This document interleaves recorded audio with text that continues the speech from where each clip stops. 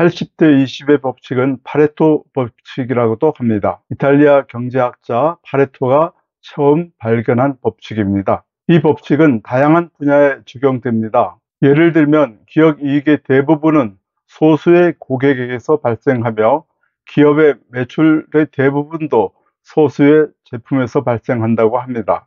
기타의 대부분의 성과도 소수에게서 발생한다고 하는데, 이는 바꿔 말하면 소수의 사람이 대부분의 성과를 이루어낸다고도 말할 수 있습니다.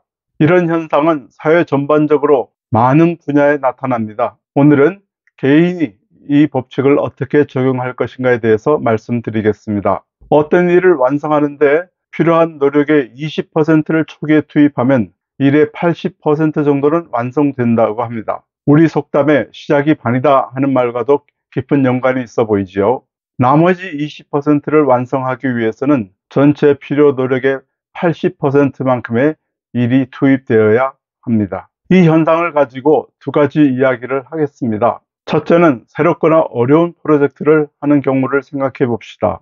이 일을 하려면 필요 정보를 수집해야 하는데, 새로운 일, 어려운 일의 경우는 정보 수집이 어렵습니다. 최선을 다해 노력했는데 요구되는 정보의 70 내지 80% 정도가 수집됩니다. 나머지 정보를 구하려면 지금까지 들인 노력보다 훨씬 많은 노력이 필요될 수도 있습니다. 그리고 많은 경우에 100% 완벽한 정보는 구해지지도 않을 수가 있습니다.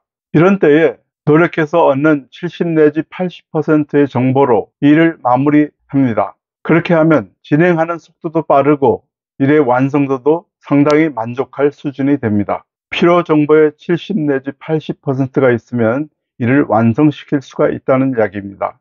앞에서 말씀드린 대로 80대 20의 법칙이죠. 경쟁사 정보를 구할 때도 마찬가지입니다. 경쟁사 정보는 비밀이죠. 그러니까 구하기가 어렵습니다. 정보가 부족하다고 해서 의사결정을 내릴 수가 없나요? 그래서는 아무 일도 안 되겠죠.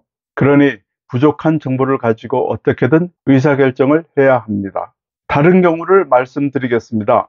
기업은 고객이 요구하는 성능에 맞는 제품을 만들어야 합니다. 경쟁사 제품과 비교해도 경쟁이 가능한 수준의 제품을 만들어야 합니다. 그런데 자사의 능력이 부족해서 요구되는 성능의 90% 되는 제품을 만들었다고 합시다. 이런 경우에도 80대 20의 법칙을 적용해서 미완성인 이 제품을 그대로 출시해야 되나요? 말할 것도 없이 실패할 것입니다. 이 경우에는 80대 20의 법칙을 적용할 것이 아니라 어떻게든 100% 완성을 시켜야 합니다. 물론 예외는 있습니다.